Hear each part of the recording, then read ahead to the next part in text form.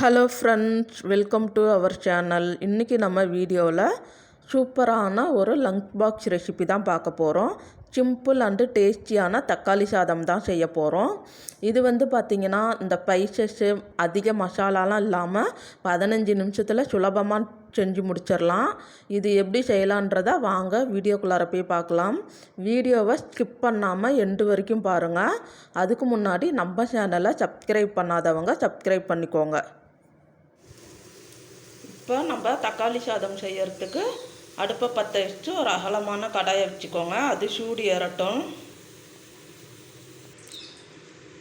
இப்போ நம்ம 2 ஸ்பூன் அளவுக்கு நெய் சேர்த்துக்கலாம். நம்ம இன்றைக்கி 3 டம்ளர் எடுத்திருக்கோம். அதுக்கான அளவு தான் இது. இது கூடவே 2 டேபிள் ஸ்பூன் எண்ணெய் சேர்த்துக்கலாம். இப்போ பாருங்கள், எண்ணெய் சூடு ஏறிடுச்சு. 1/2 ஸ்பூன் போல் கடுகு சேர்த்துக்கோங்க. கடுகு நல்லா பொரியட்டும். 3/4 ஸ்பூன் போல் சோம்பு சேர்த்துக்கோங்க. சோம்பு பொரிஞ்ச உடனே ஒரு 3 பெரிய சைஸ் வெங்காயம் நீல வாக்கில் கட் பண்ணி வச்சுருக்கோம். அதையும் சேர்த்துக்கலாம். சேர்த்துட்டு இது கொஞ்சம் நல்லா வதங்கட்டும். கண்ணாடி பதம் வர வரைக்கும் வதக்கிக்கோங்க.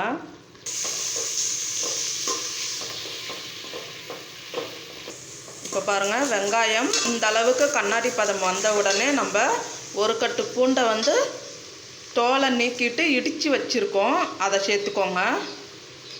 இதோட வெங்காயமும் சேர்ந்து brown colour, light brown colour ஆகிற வரைக்கும் நல்லா வதங்கட்டும். இப்போ பாருங்கள், பூண்டோட வெங்காயமும் சேர்ந்து நல்லா லைட் ப்ரௌன் ஆகிடுச்சு. இப்போ நம்ம பச்சை மிளகாய் சேர்த்துக்கலாம். பச்சை மிளகாயை கீறிட்டு சேர்த்துக்கோங்க. நம்ம ஒரு 6 பச்சை மிளகாய் எடுத்திருக்கோம். பச்சை மிளகாய் சேர்த்துட்டு ஒரு 30 செகண்ட் போல் வதங்கினா போதும். நம்ம தக்காளி வதக்கும் போது அதுவும் சேர்ந்து வதங்கிடும். இப்போ நம்ம தக்காளி சேர்த்துக்கலாம். தக்காளி பார்த்திங்கன்னா மீடியம் சைஸ் தக்காளி 6 எடுத்திருக்கோம். கொஞ்சம் பெரிய பெரிய பீஸாகவே கட் பண்ணி சேர்த்துக்கோங்க. ஒரு டம்ளருக்கு 2 விதமாக 6 தக்காளி சேர்த்துருக்கோம். இது கூடவே கொஞ்சமாக உப்பு சேர்த்துக்கோங்க. அரிசியெல்லாம் சேர்த்துட்டு அதுக்கப்புறமா நம்ம உப்பு கொஞ்சமாக சேர்த்துக்கலாம். தக்காளி பாருங்கள், இந்த அளவுக்கு வதங்கினுச்சுனாலே உங்களுக்கு போதும். இப்போ நம்ம மசாலா தூளெல்லாம் சேர்த்துக்கலாம். 1/4 ஸ்பூன் போல் மஞ்சள் தூள். ஏற்கனவே நம்ம பச்சை மிளகாய் சேர்த்துருக்கோம். அதனால் காரத்துக்கு தகுந்த மாதிரி கொஞ்சமாக மிளகாய் தூள் சேர்த்துக்கோங்க. பச்சை மிளகாய் காரமே போதுன்னா கலருக்காக மட்டும் கொஞ்சம் காஷ்மீரி சில்லி பவுடர் வேணால் சேர்த்துக்கோங்க. சேர்த்துட்டு இது ஒரு வதக்கிக்கலாம்.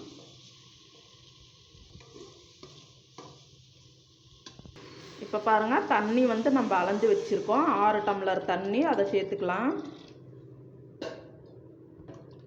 சேர்த்துட்டு இப்போ நம்ம சாதத்துக்கு எவ்வளோ உப்பு தேவையோ அவ்வளோ உப்பு சேர்த்துக்கோங்க.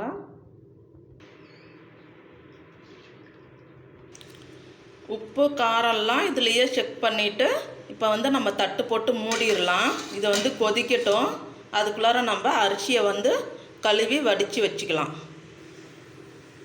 இப்போ பாருங்கள், தண்ணி கொதிக்குது. நம்ம ஓப்பன் பண்ணிக்கலாம். இந்த அளவுக்கு கொதித்து போடும்போது தான் சாதம் நல்லா உதிரியாகவும் சாஃப்டாகவும் இருக்கும். இப்போ நம்ம அரிசியை 2-3 தடவை கழுவிட்டு 1/2 மணி நேரம் ஊற வச்சுருங்க. நல்லா தண்ணியை வடிகட்டிட்டு இப்போ நம்ம சேர்த்துக்கலாம்.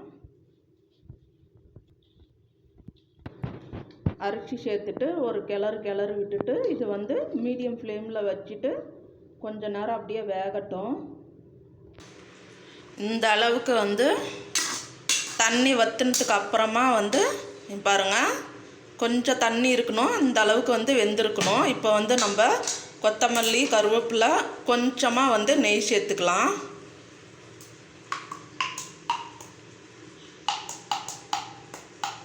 நெய் சேர்த்து லைட்டாக ஒரு கிளறு விட்டு கொத்தமல்லி, கருவேப்பிலை சேர்த்துக்கலாம். புதினா வேண்டாங்க, கொத்தமல்லி கருவேப்பிலை மட்டும் போதும். சேர்த்துட்டு ஒரு கிளறிட்டு மூடி வச்சு ஒரு 15 நிமிஷம் வந்து வேக வச்சு நம்ம எடுத்தோம்னா தக்காளி சோறு ரெடி ஆகிடும். இடையில வந்து கிளறி விட்டுக்கோங்க. இதே மெத்தட்லேயே குக்கரில் நீங்கள் செஞ்சுக்கோங்க. தண்ணி கொதித்தவுடனே அரிசி போட்டு ஒரு கொதி வந்தவுடனே மூடி போட்டு ஒரு 3 விசில் விட்டு எடுத்திங்கன்னா சூப்பராக ரெடி ஆகிடும்.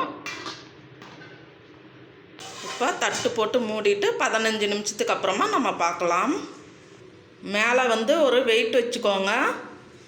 இடையில ஒரு தடவை கிளறி விட்டு அதுக்கப்புறமா 15 நிமிஷத்துக்கு அப்புறமா நம்ம பார்க்கலாம். இப்போது நம்ம 15 நிமிஷத்துக்கு அப்புறமா அடுப்பை அணைச்சிட்டு 5 நிமிஷம் அப்படியே மூடி போட்டு மூடி வச்சுருந்தோம். டோட்டலாக 20 நிமிஷம் அப்படியே இருந்துச்சு.